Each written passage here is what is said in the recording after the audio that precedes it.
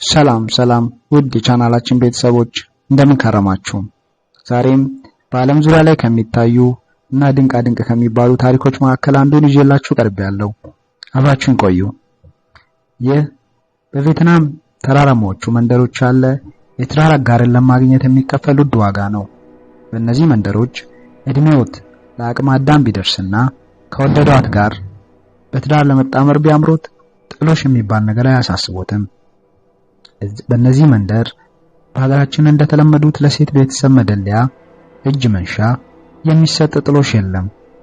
በየመንደሮቻችን እንደምናያቸው የሰርግ ጥሎሾች የገሊት መኪና ነው፣ የገሊ ደግሞ ሙሉ ሻንጣ ወርቅ፣ ያያገሊ ደግሞ እጇን ሙሉ ያደበሰ የወርቅ ንጣፍ ነው የሚባል የጥሎሽ ውድድር በእነዚህ መንደር አይታወቅም።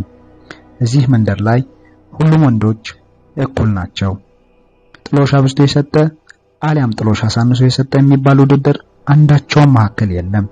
ሁሉም ወንዶች በእኩልነት ለጥሎሽ መስጠት የሚችሉት ፈጣሪ እኩል አድርጎ የሰጣቸው ተፈጥሯዊ ስጦታዎች አላቸው። እሱም ከፈጣሪ ዘንድ የተሰጣቸው የቀኝና የግራ እጆቻቸው ናቸው። አያደርገውና እርስዎ የዚህ መንደር ነዋሪ ቢሆኑ አግብቶ ቤቶትን ለመምራት ቢያስፈልጎት በፍጹም እጆችዎት አያስፈልጎትም። በእነዚህ መንደሮች ለሴት የትዳር አጋር የሚሰጠው የወንዱ ሁለት እጆች ተቆርጠው ነው። በእነዚህ የተራራማ የቪየትናም መንደሮች ያገባና ያላገቡ ወንዶች የሚለዩት እጅ አለውና እጅ የሌለው በሚል ሲሆን፣ ታዲያ እነዚህ መንደሮች ወንዶች በልበ ሙሉነትና የታማኝነት መገለጫ የሆነውን እጅ አሳልፎ ለሴቷ የመስጠት ሂደት ሲያከናውኑ በኩራትና እጅግ ጀብደኝነት በተሞላበት ሁኔታ ነው።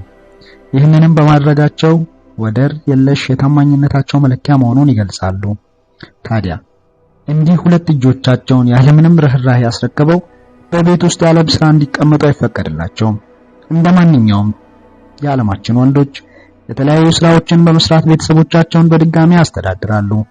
ከሁሉም በላቀ ሁኔታ የሚገርመው ደግሞ እንዲህ የሁለት እጆቻቸውን ስጦታ እንደበቂ የታማኝነት መገለጫ ያላመኑ የመንደሬው ነዋሪዎች መኖራቸውን ነው። እነዚህ ነዋሪዎች ሁለት እጆቻቸው ለባለቤቶቻቸው እንደ ታማኝነት መገለጫ በቂ አይደሉም በሚል ምክንያት እግሮቻቸውንም ጭምር የሚገብሩ መኖራቸውን ነው።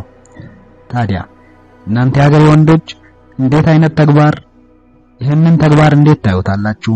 በሀገራችንስ እንዲህ አይነቱ የጥሎሽ ስጦታ ቢኖር መልሳችሁ ምን ይሆን ነበር? ሰናይ ሰንበት።